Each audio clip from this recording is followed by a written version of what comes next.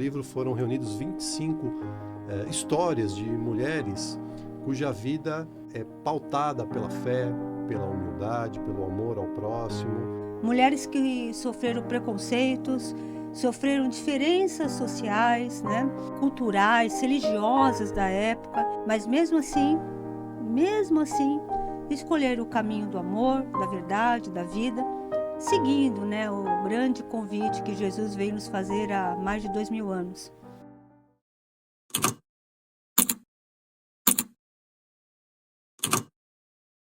Olá, muito boa tarde a você que sintoniza os 95.7 FM da Vibe Mundial. Está começando mais uma vez o programa Mentes Além do Tempo. Eu sou Edgar Bim, psicanalista, hipnoterapeuta e filósofo. Estou aqui ao lado da minha amada esposa Eliane Bim, que também é psicanalista, terapeuta holística e é consteladora sistêmica. Boa tarde, Eliane. Boa tarde, Edgar. Boa tarde, querido ouvinte. Seja muito bem-vindo. E hoje a gente tem mais uma vez o prazer de receber o nosso querido amigo e professor Paulo Malherbe, um grande estudioso e pesquisador do movimento espírita no Brasil, militante dessa área já há décadas, né, desde 1970. Por aí. E que acaba de lançar o seu mais novo livro, A Ação das Mulheres Espíritas no Brasil. O lançamento efetivo vai acontecer hoje à tarde, às 16 horas, das 16 às 20 horas, lá na Livraria da Vila, no Shopping Pátio Higienópolis, aqui em São Paulo. Boa tarde, Paulo. Seja muito bem-vindo aos estúdios da Vibe Mundial mais uma vez. Boa tarde, Edgar. Boa tarde, Eliane. Boa tarde, ouvintes. Sempre uma alegria, gratidão sem tamanho, né? Ao carinho generoso de vocês. E aqui estamos, né? Com as bênçãos de Jesus para falar sobre eméritas figuras, né? Inspiradoras figuras hoje. Muito obrigado. Exatamente. É sempre uma grande aula de conhecimento, de espiritismo e de exemplos, né? Porque no final das contas esse livro trata de exemplos maravilhosos. No livro foram reunidos 25 histórias de mulheres cuja vida é pautada pela fé, pela humildade, pelo amor ao próximo. Histórias de muita resiliência, de muita resignação, né, Eliane? É isso mesmo, Edgar. Nós poderíamos ficar aqui contando essas incríveis histórias que tem nesse livro. No entanto, eu acho que isso podemos deixar para os leitores, porque o livro, gente, é cativante. Você vai devorar o livro em pouco tempo, você começa a ler, você quer ir até o final, né? Porque as histórias são sobre, de fato, essas 25 almas, né? Eméritas de trabalhadoras do Cristo, como assim definiu, né, no livro o querido Paulo, mulheres que sofreram preconceitos, sofreram diferenças sociais, né? Culturais, religiosas da época, e mesmo diante de tantos desafios, seguiram na fé e na esperança. Passaram pelas adversidades da vida, diante de perdas, né, perdas significativas, dores, doenças, sofreram injustiças. Os desafios, gente, foram inúmeros, mas mesmo assim, escolheram o caminho do amor, da verdade, da vida, seguindo, né, o grande convite que Jesus veio nos fazer há mais de 2000 anos. E como o próprio título do livro diz, a ação das mulheres espíritas. Não pararam diante de tantos desafios. Na semana justificando o nosso parar de agir na vida por causa dos desafios, né? Mulheres que diante de tantos desafios seguiram, né? Seguiram agindo conforme o seu coração, colocaram literalmente o amor em movimento, né, Paulo? Perfeito. Então, Paulo, seja, né, mais uma vez muito bem-vindo, né, ao nosso programa aqui. Mas hoje a gente quer bater um papo com você de como foi escrever esse livro, Paulo.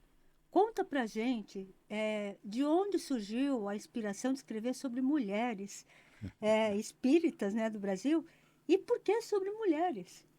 Perfeito. Bom, eu poderia começar a resposta dizendo tudo começou quando eu nasci, mas foi depois disso, né?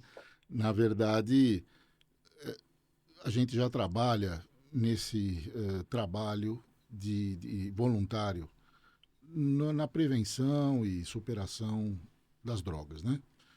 E uma pergunta que sempre ficou sem resposta passeando pela minha cabeça é o que leva a pessoa Entrar no vício é coisa de 1 minuto, mas permanecer nele, muitas vezes tem reflexões, tem culpas, tudo isso, e ouvindo palavras de especialistas, de pessoas estudiosas no tema e testemunhando situações familiares de pessoas em tratamento, denominador comum. O que faz a pessoa permanecer nas drogas? Egoísmo.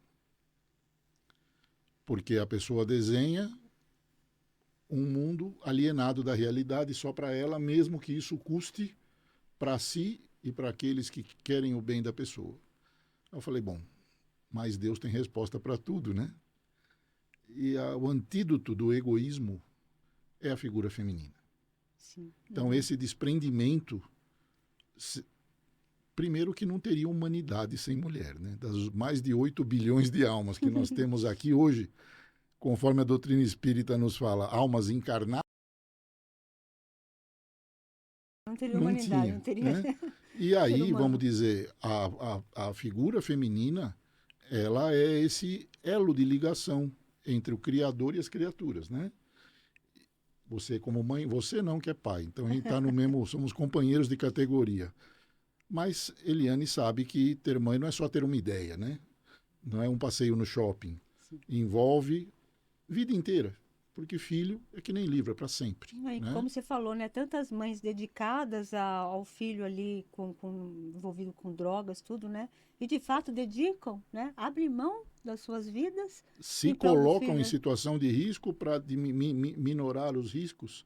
E aí, concomitantemente a essa pesquisa, né? De como a gente resolve as drogas, então tem que resolver o egoísmo de cada um.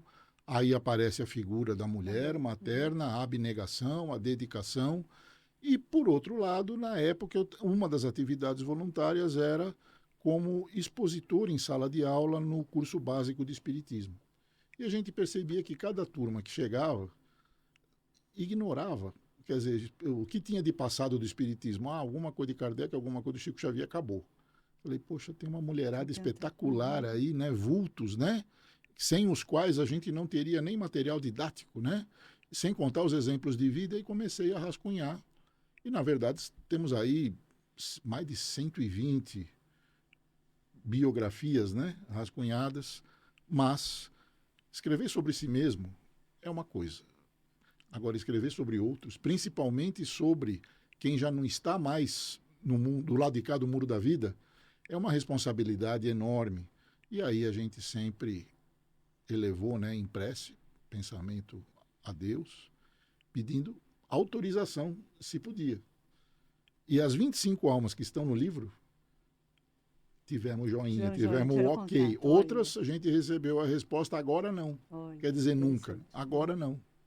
E aí temos mulheres, algumas que foram mães, outras que não conceberam filhos, mas criaram centenas. Quer dizer, essa coisa do ser feminino alinha a mulher diretamente com Deus, né? Não, e uma coisa que eu percebi, Paulo, no livro, eu não vou generalizar, não são todas, não são as 25, mas dessas 25, eu acho que uns 80% foram professoras.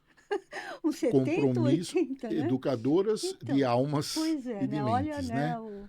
Mas é o compromisso de Jesus, né? Maior educador, né? Que a humanidade ensinar, já conheceu, educar, tá certo? Educar no amor, só que a educação para a eternidade, né? Sim. E a gente nasceu para evoluir, então através da educação a gente progride. Teve uma, eu não vou lembrar, até falando pro Paulo, gente, que eu sou ruim para guardar nome, assim, eu não associo. Mas teve deixavam crianças na porta da casa dela. Clori Fagundes, né? Mamãe isso, Clori.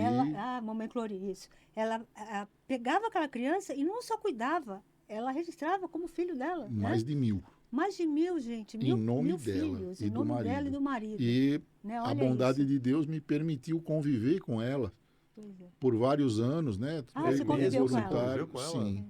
E uma pessoa fantástica. Em que contexto? Né? Como voluntário na casa que ela mantinha, lá, a Associação Cristã Verdade e Luz, lá em São Bernardo do Campo, né? E ela dormia no mesmo quarto que a molecada e tinha gerações de quem chegou lá como criança, se formou e continuou contribuindo, visitando. Quer dizer, então, Dia das Mães, no lar da mamãe Clori, era uma festa e transbordava de gente, porque... E esse é um exemplo, né, que a gente falou das historinhas. Às vezes a gente, né, até mulheres que estão aí em busca de uma adoção, colocam tanto problema, tanta dificuldade. E olha só, gente, né, mas a simplicidade, simplesmente deixava o amor falar. Pegava, adotava, colocava o seu nome. Temos né? outros casos, né, semelhantes, por exemplo, Zilda Gama, né? Uma outra figura é o número 25, o capítulo 25, mas que a gente organizou em ordem alfabética, não por ser menor importância. Sim, ela adotou, ela perdeu 2 irmãs e criou os filhos de cada uma delas, apesar de não ter casado, né? E com salário de professora, né? Adélia Rueff, uma outra figura também emérita, né? Não casou, não teve filhos, mas mais da metade da família foi ela que gerou a formação, a criação. Né?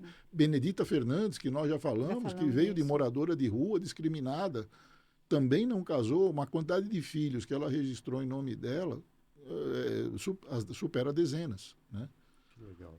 E Paulo, você mencionou aí que você tem mais de 100.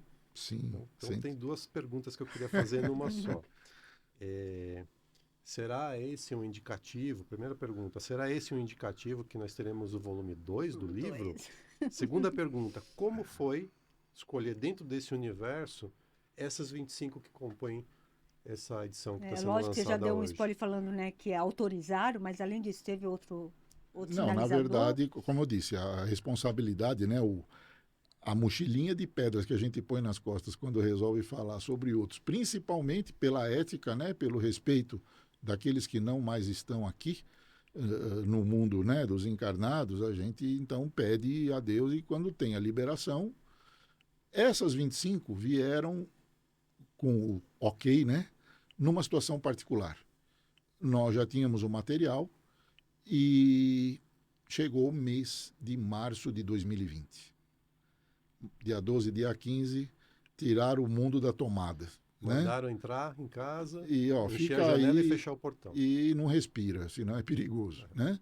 E isso trouxe transtornos de N fontes. Né? Teve pessoas que reclamaram que foram condenadas a conviver com os parentes, né? Porque não podiam sair mais. E perdas familiares, perdas patrimoniais, uma série de questões, mas seja como for, depressão, ansiedade, medo se associaram. E as casas de caridade, portões fechados. Sim. E aí, enquanto ninguém fazia nada, a gente nas preces, pai, o que eu posso fazer? Bota na internet. Mas não tem estrutura nenhuma, além de um celular que já tem 5 anos de idade agora. E aí, faz um virtual e organizamos um ciclo virtual totalmente gratuito, totalmente voluntário, simplesmente para levar um acolhimento do Evangelho, né? Com base nos exemplos da figura materna, né? Da figura da mulher. E aí tivemos 20 dessas 25. Né? E aí teve uma adesão, né? Realmente foi bastante cativante pela situação. E aí seguimos em outros ciclos virtuais que mantemos até hoje, com outros focos, né? Mas a ação das mulheres espíritas no Brasil, elas levaram ânimo para os lares, para as famílias, numa época em que todo mundo carecia de ânimo. Sim. A gente sabe exatamente o que você está dizendo, porque até hoje, eu e a Eliane atendemos pessoas com sequelas importantes em consultório por conta exatamente desse período. Perfeito. Mas a gente não pode também veja a oportunidade, né? Daí surgiu um trabalho grandioso como esse. Então, assim, tudo tem a sua perfeição, que a gente fala aqui, a sua perfeição divina. Então, mesmo diante da pandemia, né, com tantas perdas também, tanta dificuldade, abriu-se um novo campo, um novo olhar para o mundo e surgiu muita coisa legal, né? Mas é aquilo que a gente sempre comenta, né, Eliane? Onde há boa vontade, há bons caminhos. Exato. Se a pessoa fica com muito mimimi, se achando a última Contando criatura da face da terra e criando desculpas e barreiras para a própria caminhada, não sai do lugar, gera sofrimento próprio de outros, né? Boa vontade, segura na mão de Deus e vai, mas vai, não fica, né? E assim as coisas acontecem. E a gente tem histórias aqui também, Paulo, quem que foi? Gente, né, até quem entende de constelação sistêmica sabe o que eu estou falando. Teve casos assim, gente, de tuberculose, perda de filho, perda de mãe, pai. Alta de Souza. Isso, Alta de Souza. Quantas perdas, que inclusive o Chico psicografou, né? Então, mas Alta de Souza é uma figura... Quer dizer, temos 25 figuras ímpares, né? Uhum. Alta de Souza, uma menina, filha de uma família abastada, né, no Rio Grande do Norte, mais uma família carimbada pela questão das perdas por tuberculose. A doença né? tuberculose. Uhum. E tanto que ela mesma foi vitimada, só que uma moça, estamos falando de século XIX, negra, estava fora do centro da capital imperial, né? Estava fora do eixo Rio-São Paulo e tal. Pessoas, homens, eruditos, né, da literatura, tipo Olavo Bilac, leram textos da Alta de Souza e falaram, essa aqui é a princesa. Pois é, olha só. E agora, mesmo assim, esse é o lado literário. Conhecido nas enciclopédias a respeito da Alta de Souza. Só que era uma menina doce, faleceu jovem. Vítima de tuberculose. Vítima de tuberculose. E ela perdeu o filho com 11 anos. Ela perdeu o irmão, né? Perdeu pai, mãe, irmão, tudo com tuberculose, né? Assim que a tuberculose se manifestou nela, os dois irmãos, ela era noiva, né, de um promotor público no Rio Grande do Norte, falou, não vai casar, porque você vai deixar um viúvo com criança pequena. E os irmãos romperam o noivado por ela. Imagina a dor, né? Imagina todo o transtorno. Mas nem precisava, porque pouco tempo depois, o que seria marido dela, o noivo, morreu de tuberculose também, né? Mas essa é a parte para cá do muro da vida, né? Faleceu, tudo bem. Depois continuou. Acontece com todos nós, né? Aliás, a única certeza para quem está vivo é que um dia vai chegar um atestado de óbito para a família, né? Agora, Chico Xavier nasceu em 1910. Ele ainda nos primeiros anos de vida, 3, 4 anos de vida, a mãe dele faleceu, né? Mas a mediunidade começou a se manifestar no Chico nesta idade, né? A partir dos 4, 5 anos de idade.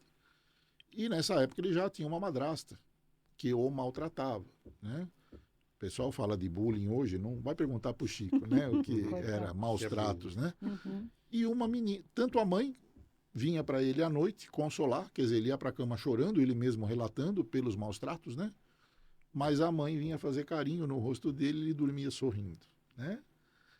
Num travesseiro molhado de lágrimas, né? Como ele mesmo descrevia.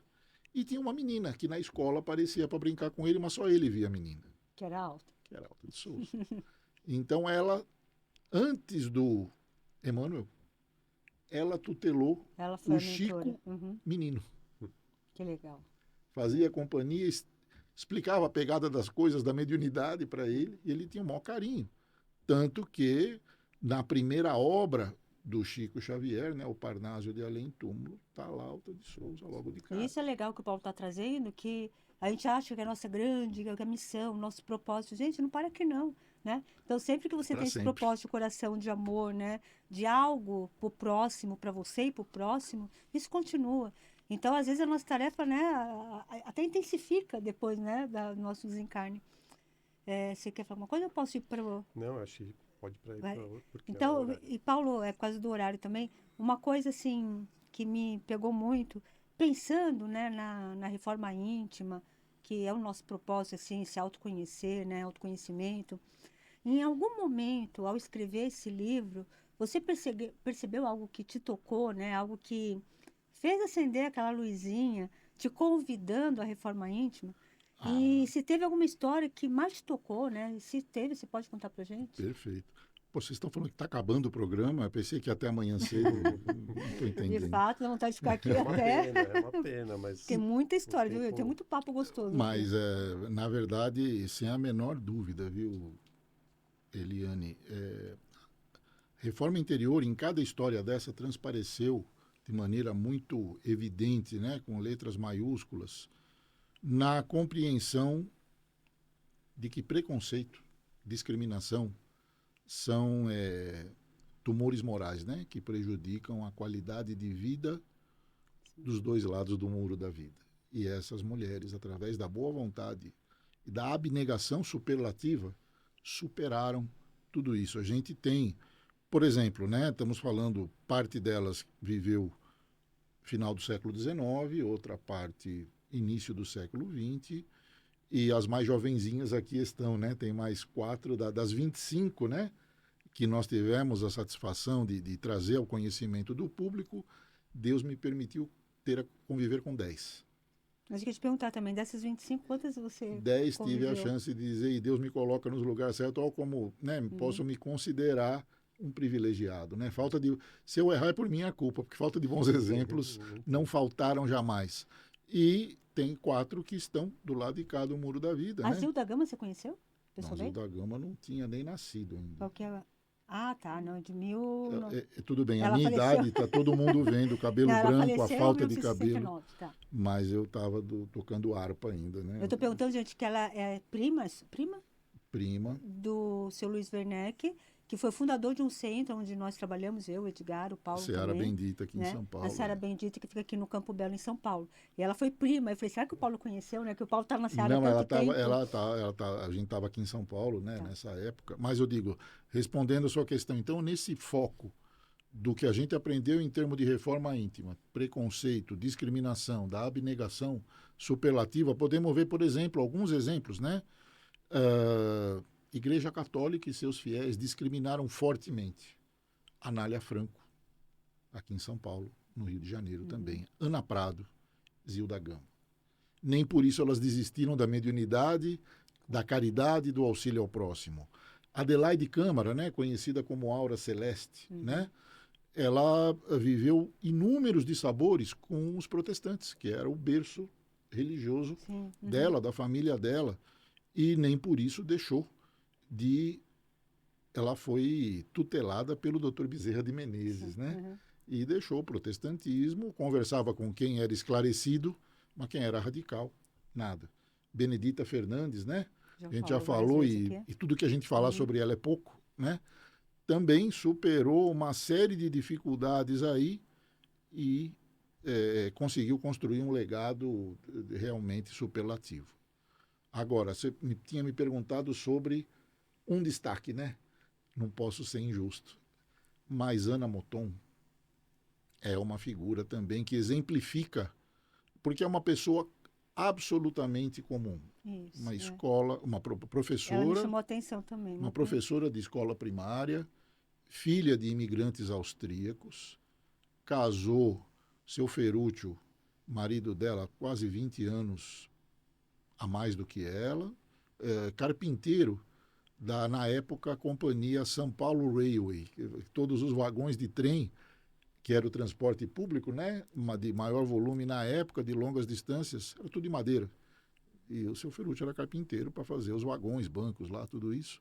Teve um filho, Luiz, filho único que faleceu ainda na infância. Sim. Foi ele que aos 11 anos, né, faleceu. Uma perda... Paulo, nós temos 2 minutos só. Uma perda superlativa. Ante a perda do filho, começaram a sonhar, ter percepção, não apenas do filho recém-desencarnado, como do pai, do avô. Falou, bom, esse negócio de mediunidade, foram desenvolver os dois, se tornaram dirigentes. Mediunidades multidisciplinares, e a partir daí se tornaram esteio de centenas de famílias. Né? Inclusive dos animais, uma pessoa assim, dedicada aos animais, que inclusive foi, né, responsável pelo projeto de lei que proíbe até hoje tração animal. Olha só, uma pessoa, né? comum, uma mulher comum que fez tanta diferença, né, até para o mundo animal. Paulo, que pena, está acabando, né? O tempo está acabando, Poxa, gente. A gente poderia ficar aqui horas e horas conversando, porque o manancial de exemplos desse livro é uma coisa maravilhosa. Por isso, então, eu reforço mais uma vez o convite. Hoje, das 16 às 20 horas, aqui em São Paulo, no Shopping Pátio Higienópolis, Livraria da Vila, lançamento do livro Ação das Mulheres Espíritas no Brasil. Chega lá, gente, faz uma visitinha para o Paulo, nós vamos estar lá também, né, Paulo, para trocar uma ideia com ele. Muito obrigado. Legal. Paulo, tá na Amazon, tem alguma... Na Amazon, está disponível. Então a gente vai colocar o link também no nosso canal, formato quem entrar digital lá, tá bom? e papel. Né? Então, se você estiver assistindo pelo YouTube, no canal BIM91, Aqui na descrição do vídeo a gente vai estar colocando o link para você adquirir esse livro maravilhoso. A gente recomenda muito a leitura. Vai tocar muito seu coração, com certeza. Paulo, muito obrigado mais uma vez pela sua presença aqui conosco. Gratidão. É muito legal, Paulo. Obrigada, viu, mais uma vez, por tudo que você está fazendo e contribuindo aí para esse movimento espírita, cada vez mais fortalecer no amor, na caridade, né? Não, eu que agradeço a oportunidade, o carinho de vocês, que a gente falou de tantas coisas superlativas, o carinho de vocês dois se enquadra aí nas questões superlativas, agradeço aí a atenção do público, né? E que Jesus abençoe os corações de boa vontade. Cada um de nós tem boa vontade, é só ir buscar e fazer frutificar. Que assim Muito seja. obrigado. Gratidão, querido ouvinte, mais uma vez, por estar conosco.